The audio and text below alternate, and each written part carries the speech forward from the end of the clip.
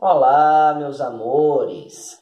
Hoje vamos falar sobre uma canção que oscila entre o blues e o jazz. Portanto, antes de tratarmos especificamente sobre nossa música de hoje, eu gostaria de explicar para vocês um pouquinho sobre estes dois gêneros musicais que serão importantíssimos não somente para o nosso programa desta semana, mas também para muitos outros programas futuros, principalmente depois que nós adentrarmos a década de 1920. Tá bom? Então, vamos lá. Para entendermos como surgiram o blues e o jazz, temos que voltar lá para os Estados Unidos de antes da independência. Sim, temos que voltar para as 13 colônias da América Inglesa. A principal mão de obra das colônias do Sul era a mão de obra africana escravizada. E nós sabemos que a matriz musical africana possui uma tradição muito forte com relação à percussão, ao batuque. Porém, a meados do século XVIII, a coroa britânica proibiu o batuque nas poucas manifestações culturais de escravos que ainda resistiam. E desta forma, esses africanos escravizados tiveram que modificar a sua cultura para poderem continuar se expressando minimamente. E assim surgiu um gênero musical conhecido pelo nome de spirituals, ou em português, espirituais. Vocês já vão entender por quê. Estas canções de spirituals eram entoadas pelos escravos principalmente no momento do seu trabalho nas lavouras, de açúcar, de algodão, de tabaco, enfim. Por quê? Não somente para aliviar a árdua jornada de trabalho, mas também para lutar contra a sua própria situação de escravos. Porque essas canções de spirituals traziam mensagens ocultas que delatavam todas as dificuldades da escravidão e protestavam contra esse regime cruel, além de manifestar seus desejos e sonhos pela liberdade. É por esse motivo que esse gênero musical ficou conhecido como spirituals, porque era como se aqueles escravos cantassem de fato com o espírito. Aquelas canções eram a única luz no fim do túnel que eles podiam enxergar. E eles colocavam toda a sua alma no momento de entoá-las, de cantá-las. Em 1776, no dia 4 de julho, temos a independência dos Estados Unidos, que manteve a escravidão e manteve também a proibição ao batuque. Somente no ano de 1863, durante a Guerra de Secessão, é que temos finalmente a abolição da escravatura nos Estados Unidos. E aí sim, a liberdade abriu as asas para o batuque dos africanos. Liberdade, liberdade, abra as asas sobre nós, e que a voz da igualdade seja sempre a nossa voz. Afinal de contas, agora eles eram pessoas livres, eles tinham o direito de batucar se eles quisessem. O problema é que o batuque permaneceu durante muito tempo no ostracismo. Foi mais de um século de proibição. De modo que estes escravos recém-libertos da segunda metade do século XIX já não tinham o mesmo vínculo estreito com o batuque que tinham os seus antepassados, lá da década de 1750, quando a coroa britânica proibiu o batuque nas manifestações culturais dos escravos. Ou seja, esta nova geração de escravos recém-libertos estava mais interessada em continuar a tradição dos spirituals do que em recuperar a tradição do batuque que já havia sido perdida. E dessa forma foram nascendo ramificações a partir do gênero musical dos spirituals que vieram a originar inúmeros novos gêneros musicais da black music americana, entre eles o blues e o jazz. O blues nasceu primeiro. Ele nasceu ali mesmo por volta dos anos de 1860, 1870. E a origem da palavra blues, não é? Acho que todo mundo sabe, blue em inglês significa azul, literalmente. Mas, segundo a cultura norte-americana, azul é a cor da tristeza. Portanto, blues, o ritmo blues, significa tristezas, não é? E será um gênero musical que vai continuar a tradição dos spirituals de denunciar as dificuldades, agora não mais dos escravos, mas da população negra nos Estados Unidos. Claro que depois vão surgindo novos temas para as canções, não é? Mas os temas originais eram de fato as tristezas da vida destes escravos recém-libertos. O blues, ele é um gênero musical bastante simples quando a gente fala de melodia e de harmonia. Né? A melodia do blues, ela normalmente se limita a 3 ou 4 acordes e não passa muito de 12 compassos, enquanto os instrumentos que são mais utilizados para se tocar as canções de blues são simplesmente uma gaita e uma guitarra. Só. O jazz, por sua vez, é bastante diferente. O jazz ele surge bem no finzinho do século XIX, lá na década de 1890 e ainda nas primeiras décadas do século XX, não é? Até a década de 1920 propriamente dita, o jazz ainda vai estar em formação. Este é um gênero musical que vai beber muito do próprio blues e também do ragtime. Lembra-se do ragtime que nós estudamos algumas semanas atrás com o Scott Joplin? Pois então, eu já falei para vocês naquela ocasião que o ragtime vai influenciar muito o jazz, da mesma forma que o blues. A palavra jazz, ela se origina de um antigo dialeto africano que é oriundo do território onde hoje se localiza a Nigéria, não é? Nesse dialeto, a palavra jazz significa vigor e pode ser utilizada para se referir, inclusive, ao ato sexual. Portanto, reparem na diferença do blues, tristezas, e do jazz, vigor. A harmonia do jazz ela é muito mais complexa. Ela é muito mais agitada e ela é principalmente caracterizada pela improvisação. Enquanto os instrumentos musicais que se utilizam para tocar o jazz são muito mais variados. Bateria, trombeta, trompete, né? Inúmeros instrumentos de sopro e metal. O jazz ele é um ritmo musical mais dançante, compreendem? E daí vocês podem ficar se perguntando, como é então que a nossa música de hoje, que eu já adiantei, que oscila entre o blues e o jazz, como isso pode ser se você está dizendo aí que o blues e o jazz são tão diferentes? Hein? Como é que essa música de hoje pode oscilar entre eles dois, se eles dois mesmos não conversam tanto entre si? Pois é. Eu chego lá. Gigi, eu chego lá, me dá uma colher de chá.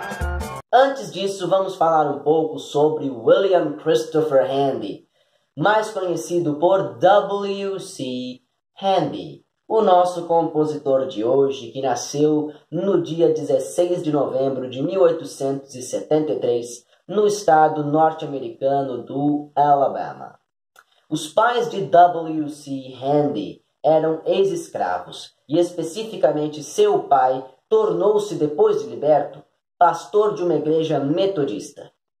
Foi, portanto, na igreja que W.C. Handy conheceu e se apaixonou pela música. Ele aprendeu a tocar órgão, corneta e aprendeu também o canto coral. Aos 15 anos de idade, W.C. Handy deixou sua casa para estudar no que hoje seria a Universidade do Alabama. Em 1892, ele se formou e chegou a trabalhar por alguns meses como professor. Porém, neste mesmo ano de 1892, ele abandonou tudo no Alabama e partiu para o estado do Missouri, onde ele acreditava que teria melhores chances para realizar o grande sonho da sua vida, tornar-se um músico de sucesso. W.C. Handy partiu para a cidade de St. Louis, no estado do Missouri, onde, ao contrário do sucesso que ele esperava, ele encontrou muitas dificuldades. W.C. Handy não conseguiu se sustentar. Morou na rua e chegou até mesmo a passar fome. Depois de muitos meses penando para sobreviver, W.C. Handy conseguiu encontrar uma vaga de corneteiro num estabelecimento noturno. E assim juntou algum dinheirinho para sair de lá. Ele foi para o estado do Kentucky, onde finalmente conheceu a estabilidade financeira no mundo da música. Mais do que isso, podemos dizer até que nesta primeira fase inicial de sua carreira, W.C. Handy conseguiria fazer um certo sucesso. Um certo sucesso não, um sucesso de proporções consideráveis, visto que em 1896, W.C. Handy formou uma banda que excursionou o país inteiro e até mesmo chegou a extrapolar as fronteiras dos Estados Unidos, apresentando-se na ilha de Cuba, onde também fez muito sucesso. Porém, W.C. Handy não fazia nem ideia do tamanho do sucesso que ainda estava por vir. Em 1912, ele consegue publicar sua primeira composição, chamada Memphis Blues. Perceberam, né? Blues. Trata-se de uma canção de blues.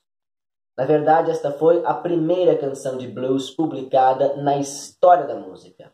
E é por esse motivo que W.C. Handy é considerado por muitos como o pai do blues, the father of the blues. Há controvérsias. Alguns dizem que nós não podemos considerar uma única pessoa como o pai do blues, visto que este é um gênero musical que já existia muito antes da sua primeira publicação. Mas, para todos os efeitos, W.C. Handy possui sim este apelido. Embora Memphis Blues seja o primeiro blues publicado na história e também a primeira publicação do próprio W.C. Handy, este não seria o seu maior sucesso.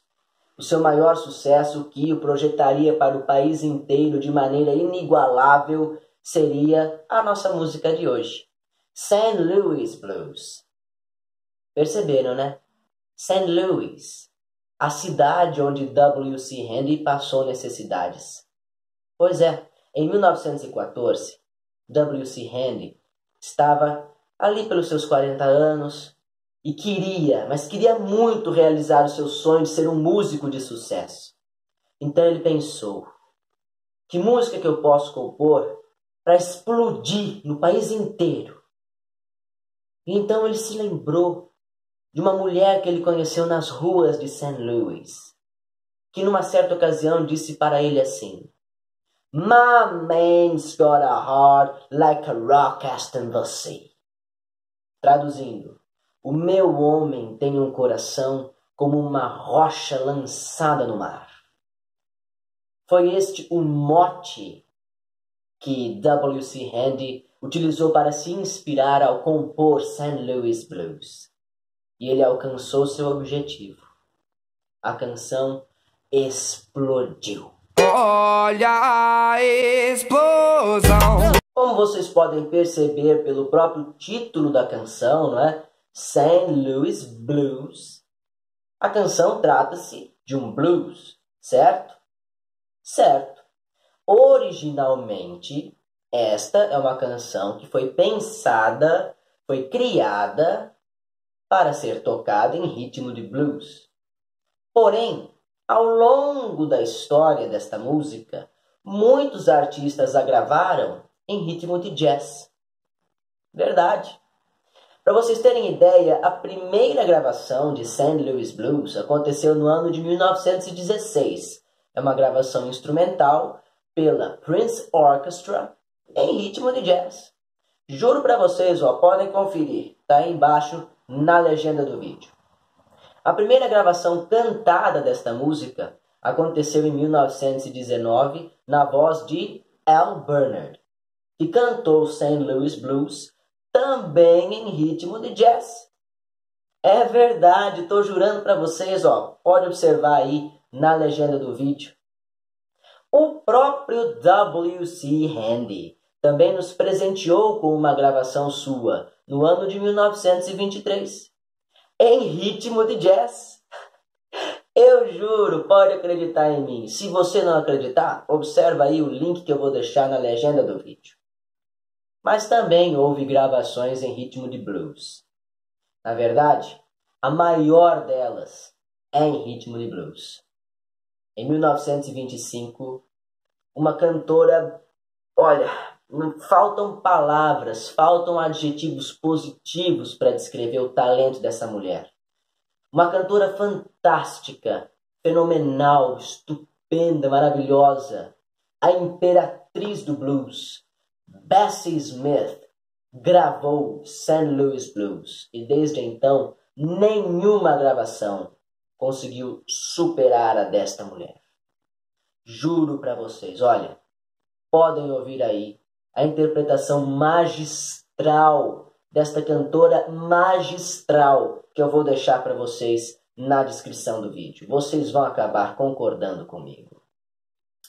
A gravação de Bessie Smith também é a de maior sucesso comercial.